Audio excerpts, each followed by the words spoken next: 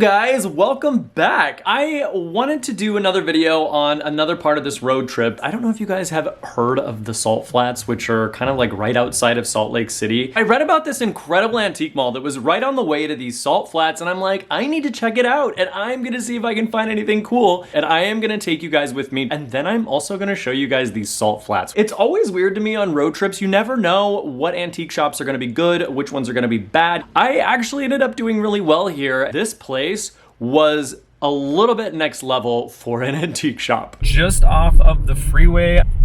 I don't know, this looks interesting. So let's see what these guys have. You never know what you're gonna find in these little towns, so this is kind of cool. Right when I walk in, I already know this is gonna be one of those places that's like borderline museum. Gone are the days of people just putting some things on shelves, you guys, because this, I mean, literally somebody set up an entire general store with a storefront and mannequins, and they had this insane old cash register. It was just a really amazing setup, and people really took their booths very seriously. This guy literally has an entire van in his space. He's got a whole setup here. It's really cool to see how creative people get with their antique booths at this spot. Totally sets the tone for the items that these people are selling, and it kind of takes you on a little adventure while you're shopping in their booth, which is sort of cool. Now, one of these booths I stepped into was borderline museum situation. They had insane taxidermy mounts,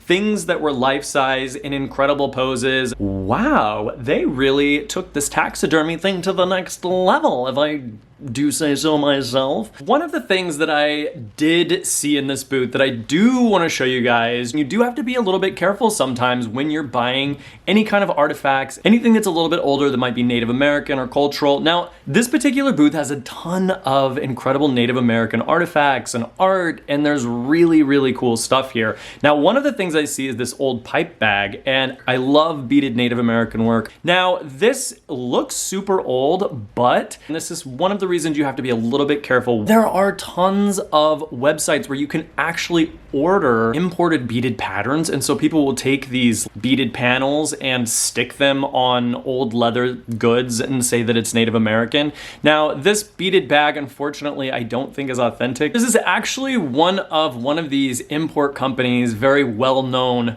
beaded patterns. So you will see this exact pattern stuck to different beaded bags and beaded moccasins and beaded jackets, and it's always going to be the same size, same colors. That's kind of scary because it looks really good and it looks really old, but it's not. So you do have to be careful for stuff like that. But I did want to show that to you guys because that is something you do want to look out for. But one of the things that I did find that I thought was super cool was this vintage bubble glass jar. Now, this is actually from India, and I really love this because it's just super heavy. Like, you pick it up, you immediately feel the quality behind it.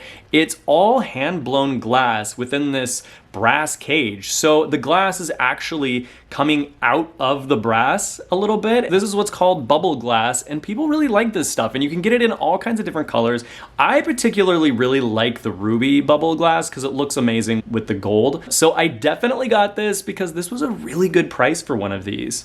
And then the glass, you can kind of see, just kind of pushes out of these little brass holes. But the inside is just one solid piece of glass. And the red really looks cool with the gold. It's super heavy, and it just has a really good look overall. So I was pretty excited to find that for such a good price. Now, this next thing is actually really cool because you don't really see these very often, but this is a really old clock from a company called Jungens. And it's a German company that at one point in time in the early 1900s, they were one of the largest clock manufacturers in the world. And they didn't even start by making clocks. They started by just making clock parts. They didn't even make their first clock until the 1860s, and then by the 1900s they had exploded into this crazy business, and they became one of the largest clock manufacturers in the world. Now, you actually might have seen some of their stuff and not even realize that you saw it, because they actually came up with this really popular kitchen clock timer combo that had this really amazing mid-century modern space age look to it. This came out when people were super into space age design and clean lines and all of the stuff that people think about when you think of the 1950s, this clock totally embodied. And it was really handy because it had a timer right on the bottom and a clock right on the top. Now, this particular clock is pretty awesome. It looks very old, and what I like about it is it sort of has a nautical vibe to it. This may have even been used on a boat or a ship at one point in time, and it still works perfectly. So I'm super excited to find something like this for so cheap, and I will definitely be getting this. You guys, look at this old safe. This thing is solid metal. It's so heavy. I love these old nail heads on it. It just has such a cool look to it.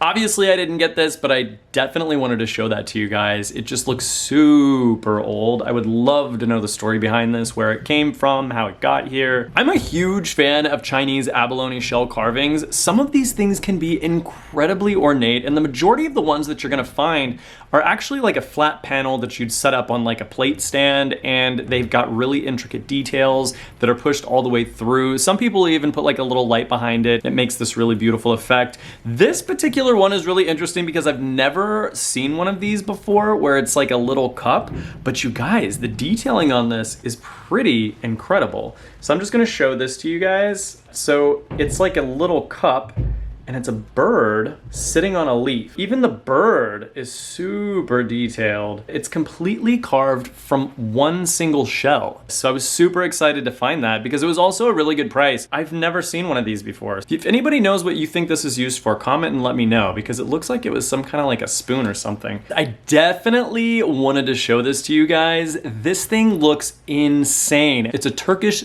shoe shine box. So this would have been used to keep all of your shoe shine equipment in, any kind of like polishes and brushes and rags, and then you'd put your feet on this and somebody would shine your shoes. I just feel like these things should go for $1 zillion. Like, this looks like it should be super expensive, and you know, I guess, I don't know, people just don't know what they would do with them, but they don't go for very much money. It's a little bit disappointing to me that they're just not worth anything. I feel like they totally should be. It would actually be really cool to have something like this, like maybe in an entryway, right? When you walk in, you could like keep your shoes in it or something. I don't know. It makes like a good little bench you can sit there and take your shoes off.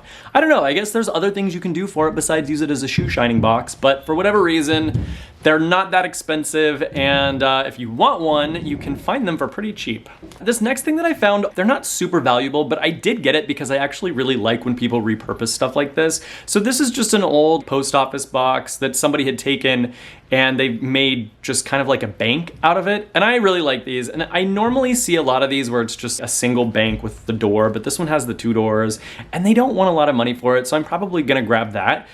Because people always love to have a really cool repurposed box that you can actually reuse. So I am gonna get this, and it looks like it was actually made pretty well. So I like how it looks, and I like that it has the 2 compartments instead of just the 1. So I did find one more thing before I left. Found this little sculpture, and what's cool about this is it's actually from an artist named Bijan. And Bijan was a very famous sculptor from the 1960s. I know you've seen some of his stuff, whether you know it or not. He's got all kinds of really amazing brass sculptures that you would have hung up on the wall or that you would have put on a table. This particular one here is a tabletop model, but he always incorporated a lot of brass. There was some things with brass and glass, brass and stone, brass and ceramic. So he really used a lot of different mediums for his work, but he was most famous for these giant wall sculptures that you'd hang on the wall.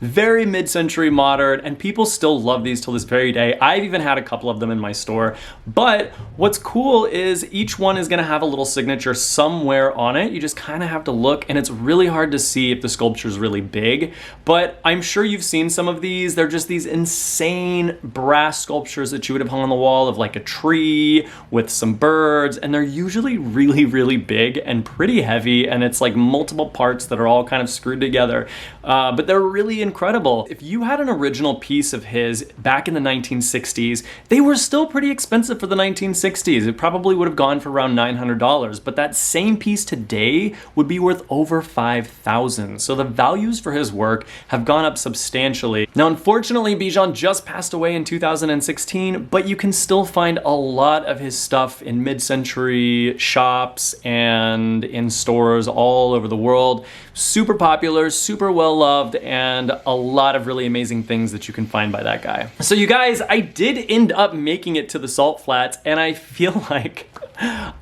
Listen, I'm not disappointed. I just don't understand them. I need maybe somebody to explain this to me just a little bit. I actually didn't realize that's where salt came from. Like, I was just driving. It looks like it just snowed, but it's 90 degrees outside. I don't quite know what to do with this.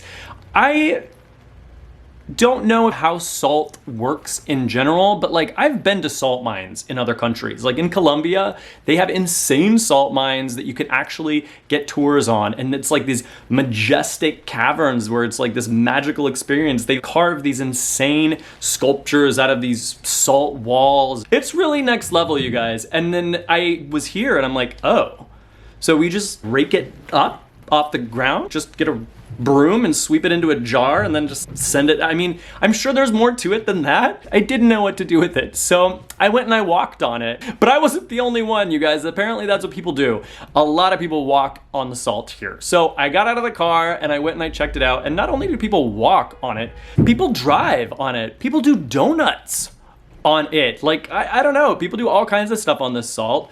But it was pretty cool to see, and it's actually insane to me how far these salt flats actually go. Like miles and miles and miles and miles and miles of this salt, where it looks like it had just had a blizzard snowstorm in this crazy heat, which was very weird. I've never seen anything like that, but I did want to show that to you guys. I am so happy that I could show you this insane antique mall and some of the cool stuff that I got. I'm super curious what your favorite item was that you saw today. Leave a comment in the comment section below. If you haven't hit that subscribe button yet, make sure you do it now so you don't miss future episodes. And as always, thank you guys for watching, and I hope you have a wonderful day.